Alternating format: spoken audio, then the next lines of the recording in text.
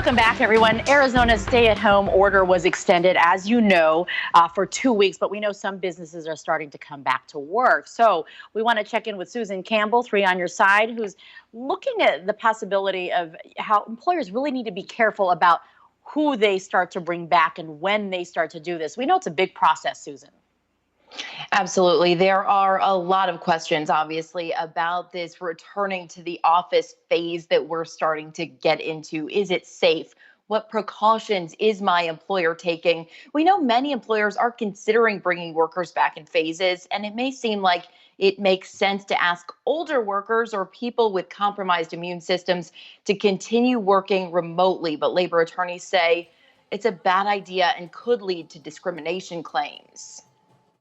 The employer that thinks it's probably doing the right thing to protect certain individuals could unwittingly get itself into trouble. The message to businesses is use benign criteria in deciding who to bring back. Use seniority, use disciplinary history, things like that.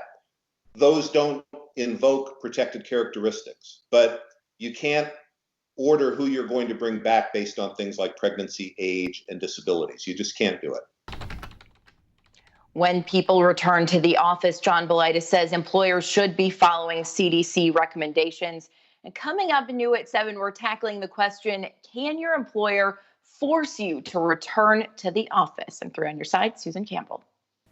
Good morning. We know there are a lot of questions about returning to the office. What precautions is my employer taking? What if I don't feel safe? Can my boss force me to return to work? We asked employment attorney John Belaitis to help us break it all down. The employer has the option of separating that worker, laying them off, and bringing another furloughed worker back, or hiring a replacement. So that's the leverage the employer has.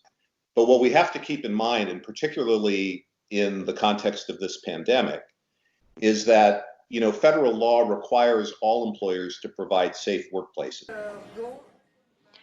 Typically in Arizona, if someone resigns voluntarily, they're not eligible to receive unemployment.